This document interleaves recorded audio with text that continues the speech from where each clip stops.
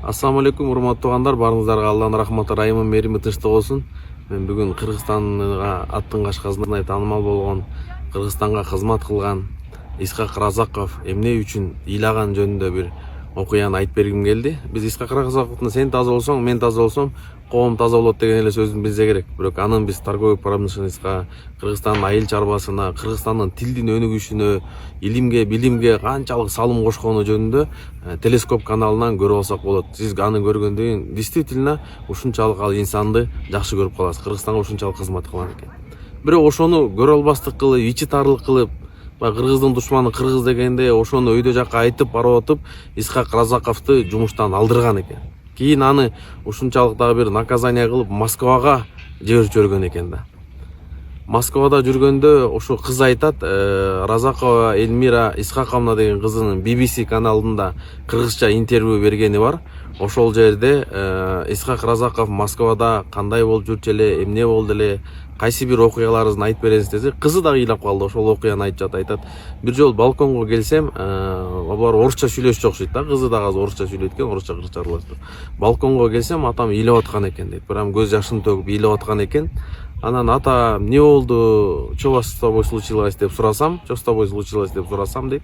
Атам айтты дейт, доча, горы не хватает. Мага тоолор жетпей атат Кыргызстандын мага көлдөрү жетпей атат деп атасы көл чал болуп көз жашын төгүп ыйлаган экен. Исхак Разаков ушундай болчу дейт, качан үйгө кыргыздар келгенде кыргызча сүйлөп калат эле, кыргыздар келгенде көңүлү көтөрүлүп калат эле, качан кыргыздар кеткенден кийин ыйлайт эле дейт. Бирок ушу өзү канча жашында Москвада коюлган экен. Москвага коюлганда ушу достор алып келип, Кыргызстандан бир уч топурак алып барып, аралаштырып коюп, анан кызына айткан экен, эми сен капа болбо, мына атаңды биз Кыргызстандан топурагын алып келип, Кыргызстан топурагын аралаштырып койдук. Бул эми Кыргызстанда коюлгандай эле сез деген экен да.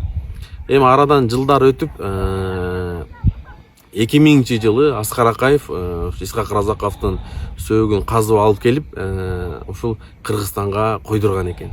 Андан кийин жакында эле ушул Садыр Нуркожоевич менен Камчыбек Кыдыршаевич чакырып, кызына паспорт берип, анан бул жактан бир трёх комнатуу Бишкектен үй берсе керек.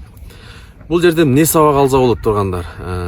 Бул жерден ушунчалык кандай кыйын болбо, бирок кайсы жакка кетсең дагы бийик имараттар болсо да бийик биздин тоолорго жетпейт дегенди түшүндүрөт. Экинчиси, биз адамдын көзү тирүү кезинде сыйлабайбыз. Качан өлгөндөн кийин, качан өлүп калгандан кийин артынан мындай адам болчу эле, тигиндей адам болчу эле деп ыйлап көз жашыбызды төгүп калабыз.